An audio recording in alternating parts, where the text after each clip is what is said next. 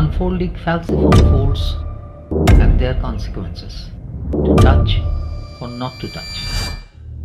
We have no financial interest to disclose.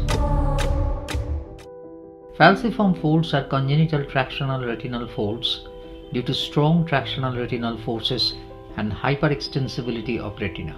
This results in temporal dragging of macula and vision loss. Occasionally, it is associated with familial exudative vitreoretinopathy.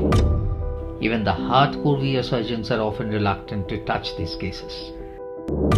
This video demonstrates a novel innovative surgical technique to remove both preretinal and subretinal adhesions to unfold these folds. 43-year-old male presented with dimness of vision in right eye since childhood. In left eye, it was for last 1 month. In right eye, there was a falciform shaped fold extending from the disc towards temporal periphery with temporal dragging of macula and a small fundal coloboma just temporal to the optic disc. In left eye, there was fovea on temporal retinal detachment. The plan of surgery in right eye was vitrectomy with ILM pilling with injection of balanced salt solution subretinally and sulfur hexafluoride gas tamponade. In left eye, vitreoretinal surgery with silicone oil tamponade to settle retinal detachment. 25 gauge vitrectomy was done in right eye with removal of all preretinal vitreous bands and tractions.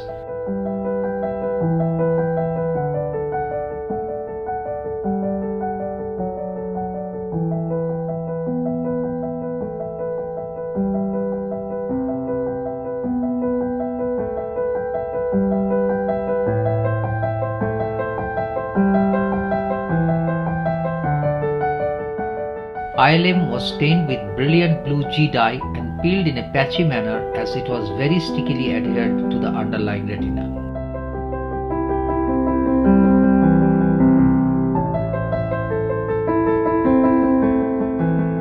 ILM peeling was also carried out over and around the falciform fold.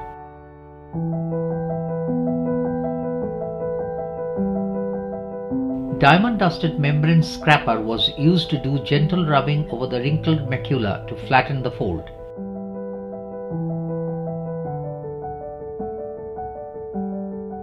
Then a 38 gauge polytip needle attached with a VFC syringe filled with balanced salt solution was used to inject BSS subretinally.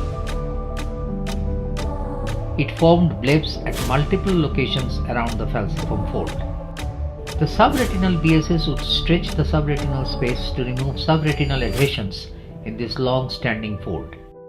Finally, presence of any peripheral adhesions was checked again and air fluid exchange was completed.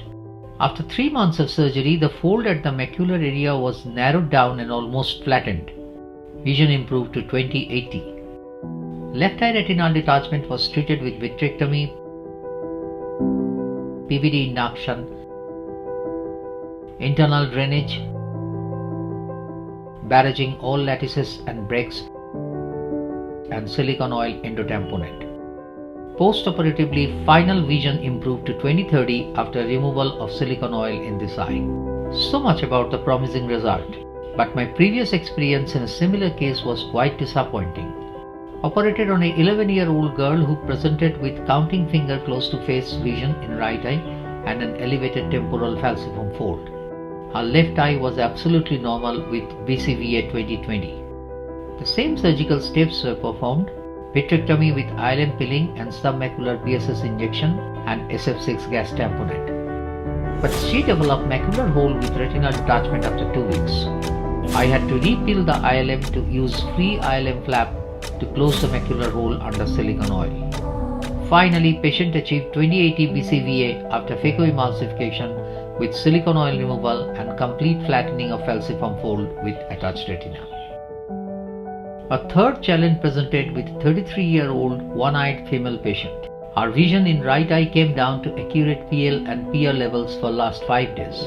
Her right eye cataract was advanced. A combined phacoemulsification IOL implantation along with vitrectomy was done. There was familial exudative vitreoretinopathy with temporal falciform fold with total retinal detachment and mild vitreous hemorrhage. Vitrectomy was going on uneventfully. Suddenly the detachment became bullous. I realized my infusion cannula tip had gone subretinally. I ensured that the infusion cannula tip remained inside the vitreous cavity. Did a small retinotomy superiorly to decrease the bullous nature of retinal detachment. Removed triamcinolone stained vitreous cases membranes.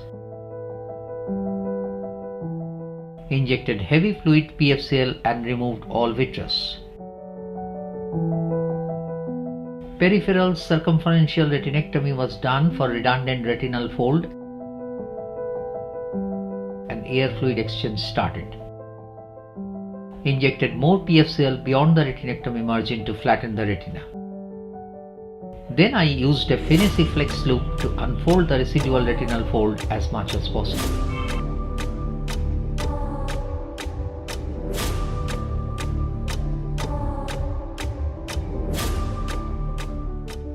Finally, laser done around the retinectomy margin and all around periphery.